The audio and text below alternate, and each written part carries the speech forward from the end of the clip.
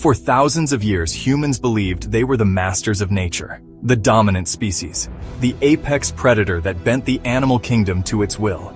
We cultivated crops, tamed wild beasts, and built empires with animals working at our side. But what if that entire story is only half true? What if, somewhere along the way, while we were so busy domesticating dogs, cats, cows, and chickens, they were, in a quiet and invisible way, domesticating us too?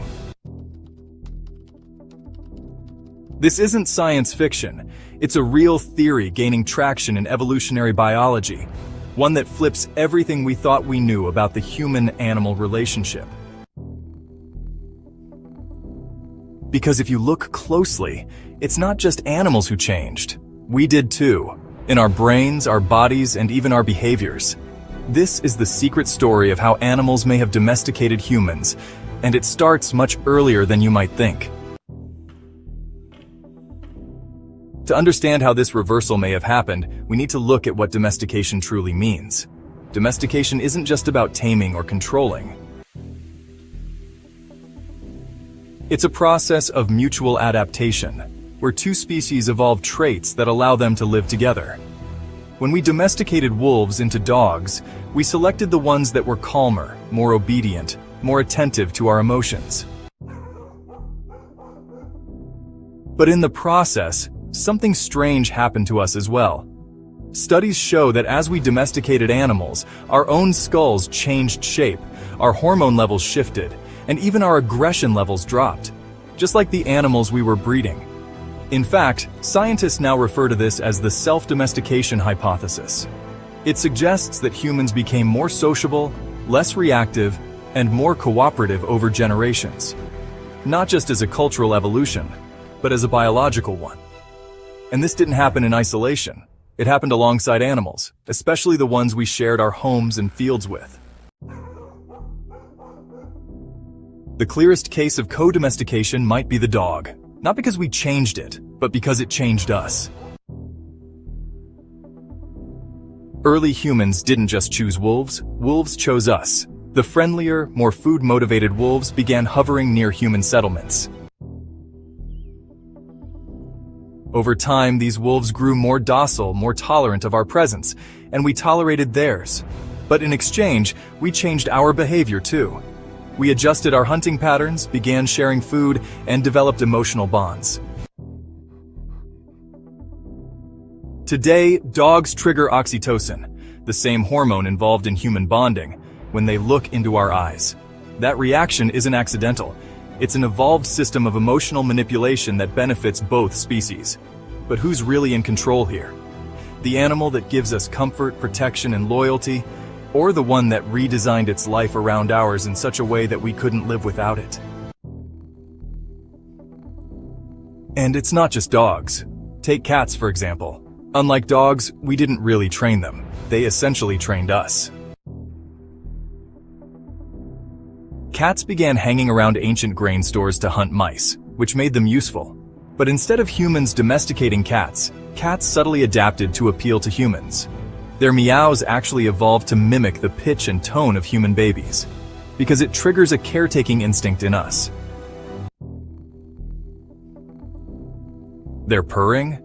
It's not just a sign of comfort.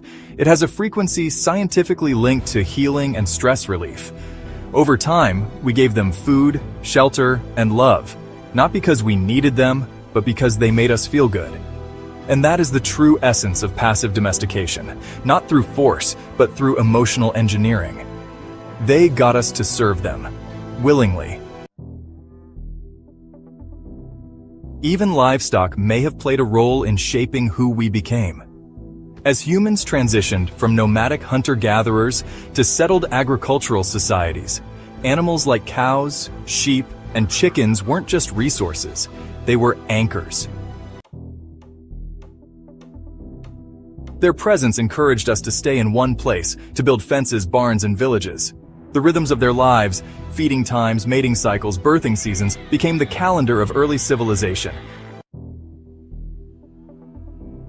And, as we depended on them for milk, meat, eggs, and labor, we also adjusted our entire way of life around their needs.